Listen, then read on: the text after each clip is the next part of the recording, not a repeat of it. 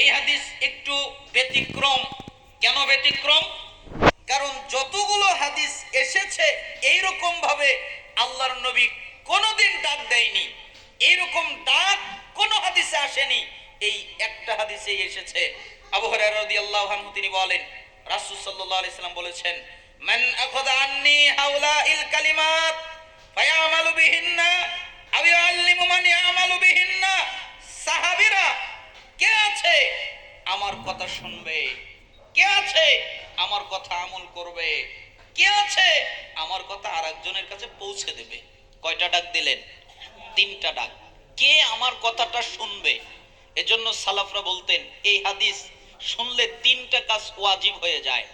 এক, মনোযোগ দিয়ে শোনা। দুই, এই হাদিসের উপরে আমল করা।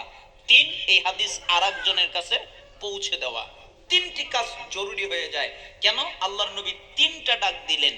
কে আমার কথা শুনবে, কে আমার কথা অনুযায়ী আমল করবে, কে আমার কথাটা আরেকজনের কাছে পৌঁছে দেবে।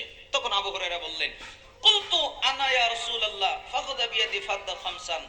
আল্লাহর নবী আমি আছি তো, আপনি যে বলবেন আমি তা গ্রহণ করব, আপনি যে বলবেন আমি তা আমল করব, আপনি যে বলবেন আমি তা আরেকজনের কাছে পৌঁছে দেব। এই কথা যখন বললেন, আল্লাহ রাসূল সাল্লাল্লাহু আলাইহি ওয়াসাল্লাম আবু হুরায়রার হাত ধরলেন, এরপরে গুনে গুনে 5টা কথা বললেন। তিনি বললেন, তোমরা যদি 5টা কাজ করো আল্লাহ তোমাদের 5টা পুরস্কার দেবে। কয়টা কাজ? দামি পুরস্কার। 5টা কাজ যদি করতে পারেন, 5টা কাজ যদি আপনি পারেন করতে, আল্লাহ আপনাকে কয়টা পুরস্কার দেবে? 5টা। 5টা দামি পুরস্কার। এক, ইত্তাকিল মাহারিমা তাকুন আবাদান নাস। তোমরা কি আল্লাহর ওলি হতে চাও? তোমরা কি আল্লাহর ইবাদত গুজার বান্দা হতে চাও? তোমরা কি আল্লাহর বন্ধু হতে চাও? তোমরা কি আল্লাহর ভালোবাসার পাত্র হতে চাও? তোমরা কি আল্লাহর প্রিয় ব্যক্তি হতে চাও? তোমরা কি আল্লাহর ওলি হতে চাও? তাহলে শোনো, হারাম ত্যাগ করো, বিনিময়ে আল্লাহ তোমাদের ওলি বানিয়ে দিবেন। বলেন তো কি বানিয়ে দিবেন? ওলি। কি ত্যাগ করলে? হারাম। হারাম ত্যাগ করবেন। হারাম ত্যাগ করার জন্য আপনাদেরকে একটা সহজ কথা বলে দেই। একটা লোক ইব্রাহিম ইবনে আদহাম রাহিমাহুল্লাহর কাছে আসলো। এরপরে বললেন, ইব্রাহিম জি, আপনি তো অনেক বড় আলেম, তো আপনি কি আমাকে একটা উত্তর দিতে পারবেন? কি উত্তর?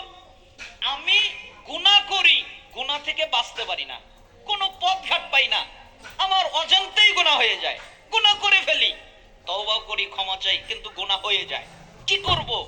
আমার কি গুনাহ থেকে বাঁচার কোনো উপায় আছে, কোনো পথ আছে যে গুনাহ থেকে যেন বাঁচতে পারি? তখন ইব্রাহিম ইবনে আদহাম বললেন, হ্যাঁ আছে। কি আছে? 5টা জিনিস থেকে দূরে থেকে তুমি গুনাহ করবে। কয় জিনিস থেকে? 5টা জিনিস থেকে। মনে রাখবেন, আলোচনা পাবেন না। 5 জিনিস থেকে দূরে থেকে কি করবে? গুনাহ করবে। তখন লোকটা বলে, বলেন কি 5 জিনিস থেকে দূরে থেকে গুনাহ করা যাবে? কয় হ্যাঁ, তুমি যদি পারো তো গুনাহ করো। যদি এই 5টা জিনিস থেকে তুমি দূরে থাকতে পারো